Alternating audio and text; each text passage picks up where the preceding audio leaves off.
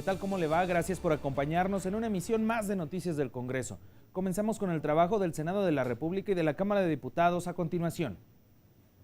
Presentan informes sobre la cláusula de derechos humanos en modernización del acuerdo global entre la Unión Europea y México. Buscan convertirlo en instrumento de cooperación. Los detalles con mi compañera Diana Espinosa Vargas.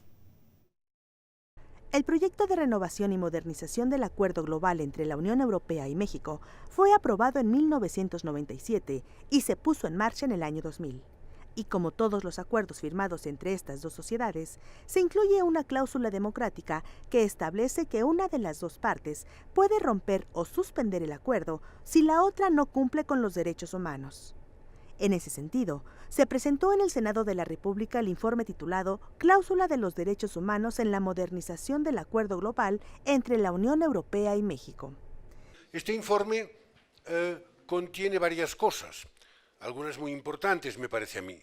Un análisis de la situación, una denuncia de la situación también una vez analizada. Se repasan hechos acaecidos, incluso encontrarán dentro un listado de empresas incumplidoras, empresas transnacionales, y hay también una serie de propuestas finales para un buen acuerdo, particularmente en lo referido a la cláusula democrática.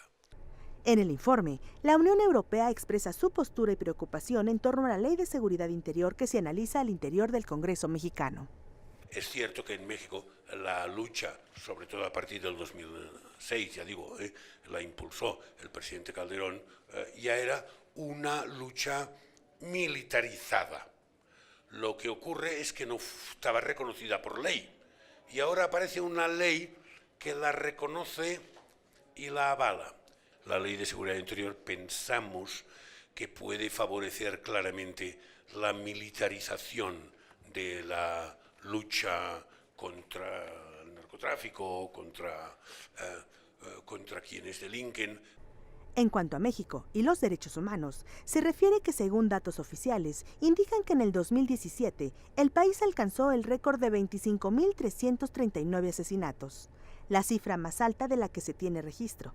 Y los niveles de impunidad indican que el 98% de los delitos quedan sin resolver.